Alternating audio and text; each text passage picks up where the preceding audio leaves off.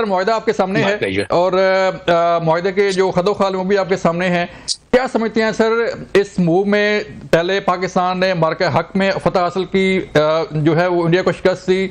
अब उसके बाद इस्लामिक कंट्री का इजलास जो है वो दोहा में आपके सामने है, और अब पाकिस्तान जो है सऊदी अरब के साथ दिफाई मुआहदा करके आया। सर देखिए, जरा थोड़ा सा अहाता कर लेते हैं अगले 1 मिनट में, तो हमें बाकी अगली गुफ्तगू जो है वो ज्यादा वाज़ेह हो जाएगी।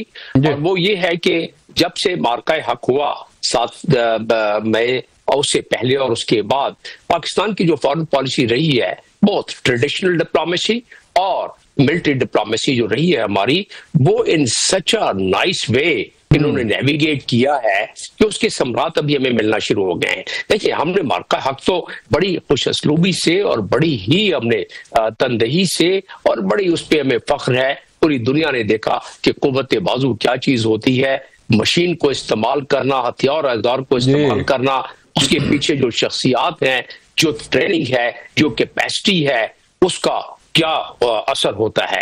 हमने अपने से तकरीबन 10 गुना बड़ी कुव्वत को कन्वेंशनली हरा दिया, और बाकी तो अभी सलाहियत हमारे पास है ही है, लेकिन वो तो डेटरेंस के लिए है। तो एक तो ये, जब ये बात हुई और जब ये हुआ, लेकिन तो फिर जब मिलिट्री डिप्लोमेसी ये गल्फ कंट्रीज में और चाइना के साथ ये बहुत ज्यादा कारगर होती है। मैंने इन ममालिक में सर्व किया है, मुझे इन ममालिक के पल्स का पता होना चाहिए, और अपने तजर्बे से भी बताता हूं, और जो लोग वहां खिदमात सर अंजाम दे के आए हैं उनको इल्म है कि उन्हें मिलिट्री डिप्लोमेसी में ज्यादा कॉन्फिडेंस महसूस होता है। आपने इसीलिए देखा कि फील्ड मार्शल साथ साथ रहे, वो कॉन्फिडेंस की जो एक वेव थी और एक रेजोनेंस थी वो साथ साथ आती रही। इस मुआहदे में जो हमारा मुआहदा हुआ है, डिफेंस एग्रीमेंट हुआ है सऊदी अरेबिया के साथ, जिसको क्या हम स्ट्रेटेजिक म्यूचुअल डिफेंस एग्रीमेंट कह रहे हैं, इसको 2 अल्फाज में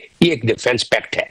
तो बहरहाल वो हुआ है, उसमें यकीनन हमें सराहना चाहिए जिस अंदाज में ये डिप्लोमेसी, मैंने जैसा कि जिक्र किया, मिलिट्री और तो डॉक्टर साहब नो डाउट सर, आपकी बात बिल्कुल ठीक है कि फील्ड मार्शल सईद आसिम मुनीर की जो मिलिट्री डिप्लोमेसी है वो बड़ी कामयाब रही, और सिर्फ सऊदी अरब में नहीं बल्कि हमने दोहा में देखा, बाकी ममालिक के साथ जो है, चीन के साथ हमने जो देखा।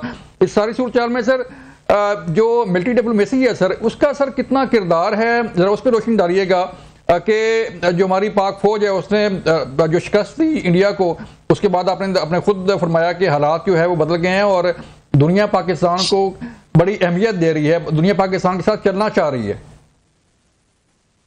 जी, वाज़ेह रहे कि दुनिया में एक मुल्क दूसरे मुल्क पर सबकत कितना भी दावेदार होता रहे, लेकिन ये सबकत उसी वक्त कारगर साबित होती है जब आपकी कुव्वत बाजू का सिक्का मान लिया जाए और मनवा दिया जाए। हमने इंडिया के साथ अपना सिक्का मनवाया, दुनिया ने देखा, हमारा प्रोफाइल बढ़ा, हमारी डिप्लोमेसी ने काम किया, हमारी मिलिट्री डिप्लोमेसी ने उससे पहले और उसके बाद में काम किया, जिसका नतीजा क्या निकला कि हमारी गूंजदार आवाज सुनी गई सिक्योरिटी काउंसिल के उन ऐवानों में, हमारी गूंजदार आवाज सुनी गई। ये समिट जो 15 तारीख को सितंबर को दोहा में हुआ, अरब इस्लामिक समिट, उसमें प्राइम मिनिस्टर ने क्या कहा था? प्राइम मिनिस्टर ने कहा था कि एक टास्क फोर्स होनी चाहिए। हमारी तो ख्वाहिश थी कि हम पूरी मुस्लिम उम्मा के साथ एक दफा मिलके इससे ज्यादा इस पूरे ओआईसी प्लेटफॉर्म को और कौन कुव्वत फराहम कर सकता है खुदा के अलावा। और खुदा ने पाकिस्तान जैसा मुल्क उसको इतना तवाना अस्करी तौर पे बनाया है कि पाकिस्तान जैसा मुल्क जिसके साथ जुड़ेगा उसकी सलामती को ऑटोमेटिकली एक दबाव मिलेगा। तो सऊदी अरब से तो हमारे पहले से 67 की दिहाई में हमने मुआहदा किया था डिफेंस कोऑपरेशन का, 72 में हमने मुआहदा किया, हमने वहां अपने उस मुआहदों के तहत फौजें भेजी। लेकिन अब ये बड़ा अनमोल मुआहदा हो गया। दुनिया में ऐसे मुआहदे चंद ही हैं, कुछ मुआहदे तो अमेरिका ने किए हुए हैं, फिलीपीन के साथ, जापान के साथ, स्पेन के साथ, ऑस्ट्रेलिया के साथ, इसी तरह का, इसी से मिलते जुलते अल्फाज के साथ। तो अब पाकिस्तान जब जुड़ गया है तो खलबली सी तो मच गई है, लेकिन पाकिस्तान ने बता दिया है, सऊदी अरब ने भी बता दिया है कि ये अमन का मुआहदा है। ये अमन का मुआहदा इसलिए है कि अक़वाम मुत्तहिदा के चार्टर में दिया हुआ है, उसके आर्टिकल 2 में जो उस 4 में कि आपकी सॉवरेनिटी और टेरिटोरियल इंटेग्रिटी को दूसरा मुल्क गजन नहीं पहुंचा सकता। अगर पहुंचाएगा तो उस मुल्क का हक है जिस पर कि एग्रेशन हुई है, जैसे दोहा पे एग्रेशन हुई है कतर पर, उस मुल्क का हक है कि वो अपना आर्टिकल 51 अक़वाम मुत्तहिदा के चार्टर के तहत उसका जवाब दे। तो अब सऊदी अरब पर अगर खुदा न खास्ता बादल न खास्ता कभी ग्रेटर इजराइल के उस ख्वाब के मुताबिक जिसका कि नक्शा नेतन्याहू ने पेश किया था, अगर कभी ये ख्वाब पूरा करने की कोशिश की गई तो उनको पता है कि पाकिस्तान सऊदी अरब के साथ खड़ा है। और अगर इंडिया ने कभी वो एडवेंचर और वो खिलवाड़ करने की कोशिश की गई जिसकी कि उसने नतीजा देख लिया 10 जनवरी को 7 से लेके 10 मई तक उसने नतीजा इसका देख लिया, अगर उन्होंने की तो सऊदी अरब पाकिस्तान के साथ खड़ा है। उनके गल्फ कंट्री में इंडियंस कोई 50 लाख के करीब तो काम करते हैं और उनके बहुत इन्वेस्टमेंट, तमाम इंडियंस की इंडिविजुअल इन्वेस्टमेंट भी वहां मौजूद है कंपनियों की, तो उसका हशर नशर हो सकता है। लिहाजा ये विन विन गेम है। इस खित्ते में अमन के लिए मैं समझता हूं बड़ा अच्छा कदम है।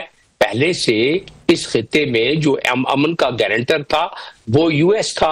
यूएस को इस खित्ते में अमन के लिए इसलिए भी जरूरी था कि तेल की रसद गाहें यूएस तक, अमेरिका तक पहुंचे और उसमें कोई डिस्ट्रप्शन ना हो। अब अमेरिका खुद कफील है तेल के मामले में, उसको ना तेल की सिक्योरिटी की जरूरत है। इन ममालिक की सिक्योरिटी की गारंटी बड़े एक दूसरे अंदाज में कोई डिफेंस पैक्ट के तहत नहीं किया था। सऊदी अरब या गल्फ कंट्री का कोई अमेरिका के साथ डिफेंस पैक्ट नहीं है, मुख्तलिफ एग्रीमेंट्स हैं जिसके तहत साजो सामान बेचा गया, जिसके तहत ट्रेनिंग दी गई, जिसके तहत असिस्टेंस दी गई इन ममालिक को, उससे ज्यादा कुछ नहीं। लेकिन अब पाकिस्तान ने इसकी गारंटी दे दी इस मुआहदे के तहत जो इंटरनेशनल बैनुल अक़वामी क़वानीन के ऐन मुताबिक है, जैसा कि मैंने जिक्र किया। इसी तरह सऊदी अरब जुड़ गया पाकिस्तान के साथ। और ये सर बड़ी अहम बात है डॉक्टर साहब, ये सर बड़ी अहम बात है कि दोनों ममालिक ने इस बात का इरादा किया है कि अज़म का इज़हार किया है कि अगर किसी पे हमला हुआ तो फिर दूसरा मुल्क उसके साथ खड़ा होगा।